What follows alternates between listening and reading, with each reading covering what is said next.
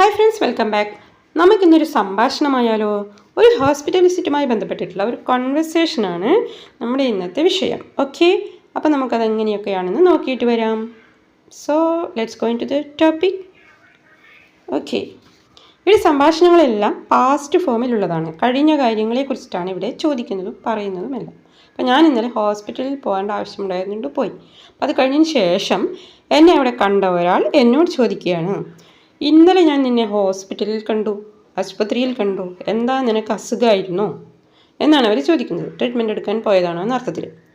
അപ്പോൾ ഇതെങ്ങനെയാണ് നമ്മൾ ഇംഗ്ലീഷിൽ ചോദിക്കുക എന്ന് നോക്കാം. ഇന്നലെ എന്നതിന് yesterday. Yesterday I so you എന്ന് പറഞ്ഞാൽ ഞാൻ നിന്നെ കണ്ടു. ഐ സോ യു എന്ന് പറഞ്ഞാൽ ഞാൻ നിന്നെ കണ്ടു. എവിടെയാണ് കണ്ടത്? ഇൻ ദ ഹോസ്പിറ്റലിലാണ് കണ്ടത്. അപ്പോൾ yesterday I so you in the hospital. ഇന്നലെ ഞാൻ നിന്നെ ആശുപത്രിയിൽ കണ്ടു. Yesterday I so you in the hospital. എന്താ നിനക്ക് അസുഖമായിരുന്നു എന്നെങ്ങനെ ചോദിക്കുക? എന്താ നിനക്ക് അസുഖമായിരുന്നു? വാട്ട് വെർ യു സിക്ക്? വാട്ട് എന്താന്ന് പറഞ്ഞാൽ വാട്ട് ഉപയോഗിക്കാം. വാട്ട് വെർ യു, നിനക്ക് അസുഖമായിരുന്നു എന്ന് ചോദിക്കാൻ വെർ യു സിക്ക്. നിനക്ക് അസുഖമായിരുന്നു. വെർ യു സിക്ക്. അപ്പോൾ ഞാൻ പറഞ്ഞു, അല്ല, ഞാനവിടെ കാറിടിച്ച് പരിക്ക് പറ്റിയ എൻ്റെ ബന്ധുക്കളിലൊരാളെ സന്ദർശിച്ചതായിരുന്നു. ഇതൊരു ലോങ് സെൻറ്റൻസ് ആണ് അല്ലേ? ഇത് നമുക്ക് ഒറ്റ സെൻറ്റൻസ് ആയിട്ട് വേണമെങ്കിൽ പറയാം, കണക്ഷൻ ഉപയോഗിച്ച്. അതുപോലെ തന്നെ നമുക്ക് 2 സെൻറ്റൻസ് ആക്കുകയും പറയാം. കോംപ്ലിക്കേഷൻ ഒഴിവാക്കാൻ, മനസ്സിലാക്കാൻ വേണ്ടി നമുക്ക് 2 സെൻറ്റൻസ് ആക്കി എങ്ങനെ പറയാമെന്ന് നോക്കാം. ഓക്കെ, ആദ്യം എന്താണ്? ഞാനവിടെ എൻ്റെ ബന്ധുക്കളിൽ ഒരാളെ സന്ദർശിച്ചതായിരുന്നു. I was there visiting one of my relatives. Visiting one of my relatives എന്ന് പറഞ്ഞു കഴിഞ്ഞാൽ ബന്ധുക്കളിൽ ഒരാൾ. റിലേറ്റീവ് എന്ന് പറഞ്ഞു കഴിഞ്ഞാൽ ബന്ധുവാണ്, ഒരു ബന്ധു. റിലേറ്റീവ്സ് ബന്ധുക്കൾ, കുറേ ബന്ധുക്കൾ ഉണ്ടാകുമല്ലോ. അപ്പോൾ അതിലൊരാൾ ആണ് വൺ ഓഫ് മൈ റിലേറ്റീവ്സ് എന്ന് പറഞ്ഞാൽ. ഒരു ബന്ധുവാണെങ്കിൽ എ റിലേറ്റീവ് എന്ന് പറഞ്ഞാൽ മതി. അതുപോലെ കുറേ സുഹൃത്തുക്കളുണ്ടെങ്കിൽ സുഹൃത്തുക്കളിൽ ഒരാൾ എന്ന് പറയാൻ വൺ ഓഫ് മൈ ഫ്രണ്ട്സ് എന്ന് പറയാം. One of my friends. അയാൾക്ക് കാറിടിച്ച് പരിക്ക് പറ്റിയിരിക്കുകയായിരുന്നു. കാറിടിച്ചു എന്നുള്ളതിന് ഇടിച്ചു, hit. He was hit by a car and got injured. പരിക്ക് പറ്റി എന്നുള്ളതിന് ഗോട്ട് ഇൻജേർഡ്, പരിക്ക് പറ്റി, got injured. Hit by a car എന്നാണ് പറയുന്നത്. ബൈ എ കാർ എന്ന് പറയുമ്പോൾ എന്താണ്? ബൈ എന്നതൊരു പ്രൊപ്പസിഷനാണ്. കാർ ഓടിക്കൊണ്ടിരിക്കുന്ന ഒരു കാറാണ് വന്നിടിക്കുന്നത്. അതുപോലെ കാറിലാണ് പോയത്, ബസ്സിലാണ് പോയത് എന്നൊക്കെ പറയാനും ബൈ ഉപയോഗിച്ചിട്ടാണ് പറയേണ്ടത്. Hit by a car and got injured, പരിക്ക് പറ്റി കിടക്കായിരുന്നു. അപ്പോൾ ഇത് മൊത്തം നമുക്ക് ഒറ്റ സെൻറ്റൻസ് ആക്കിയിട്ട് എങ്ങനെയാണ് കണക്ട് ചെയ്ത് പറയുക എന്ന് നോക്കാം. I was there visiting one of my relatives who was hit by a car and got injured. ഇങ്ങനെയാണ് പറയേണ്ടത്.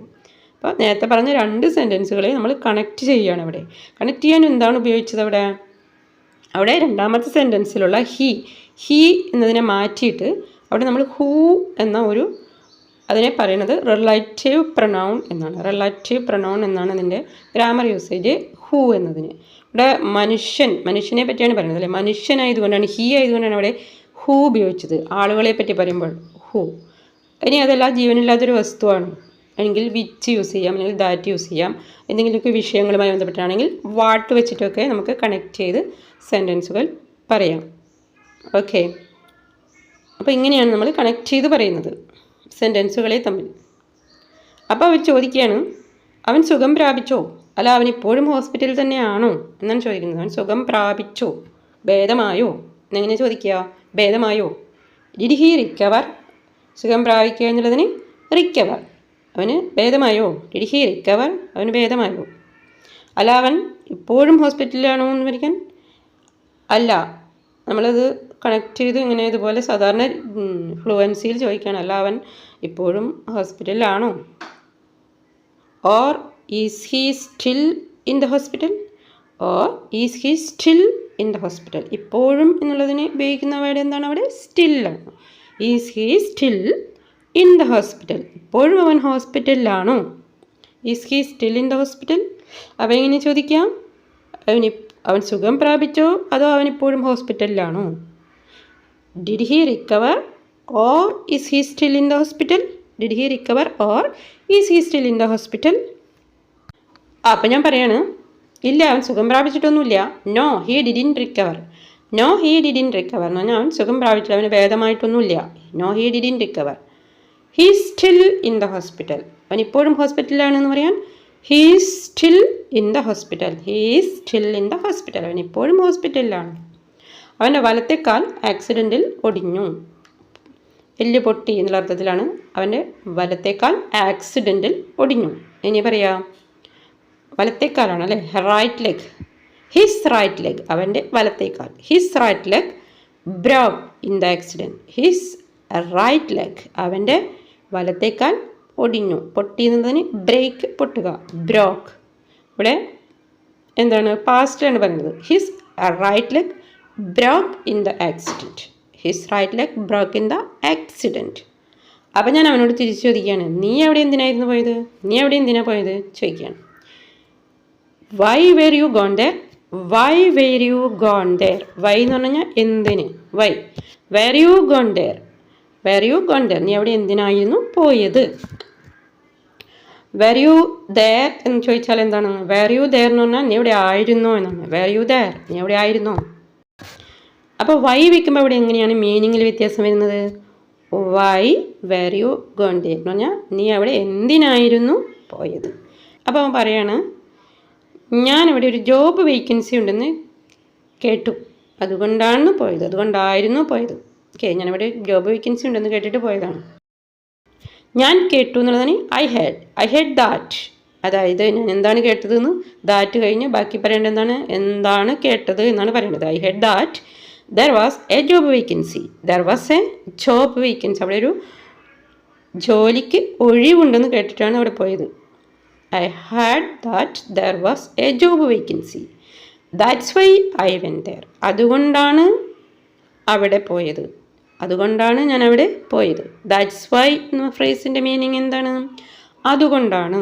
ദാറ്റ്സ് വൈ എന്ന് വെച്ചാൽ അതുകൊണ്ടാണ്. ഐ വെൻറ്റ് ദെയർ എന്ന് പറഞ്ഞാൽ ഞാൻ അവിടെ പോയി എന്നാണ് അർത്ഥം. ഐ വെൻറ്റ് ദെയർ, ഞാൻ അവിടെ പോയി, ഞാൻ അവിടെ പോയി. That's why I went there എന്ന് പറഞ്ഞാൽ അതുകൊണ്ടാണ് ഞാൻ അവിടെ പോയത്, അതുകൊണ്ടാണ് ഞാൻ അവിടെ പോയത്. അപ്പം ഞാൻ അവരോട് ചോദിക്കുകയാണ്, എന്നിട്ട് അവരെന്താ പറഞ്ഞത്? അവരെന്താണ് പറഞ്ഞത്? എന്നിട്ട് അവരെന്താണ് പറഞ്ഞത്? Then what did they say to you? അവരെന്താണ് നിന്നോട് പറഞ്ഞത്? What did they say to you? അവരെന്താണ് നിന്നോട് പറഞ്ഞത്? Then what did they say to you? Did they say എന്ന് പറഞ്ഞാൽ എന്താണ് മീനിങ്? ദേ, അവർ പറഞ്ഞു. ഡിഡ് ദേ സേ എന്ന് പറഞ്ഞാൽ അവർ പറഞ്ഞു. Did they say to you എന്ന് പറയുമ്പോൾ അവർ നിന്നോട് പറഞ്ഞു. Did they say to you? അവർ നിന്നോട് പറഞ്ഞു. What did they say to you? അവർ നിന്നോട് എന്താണ് പറഞ്ഞത്?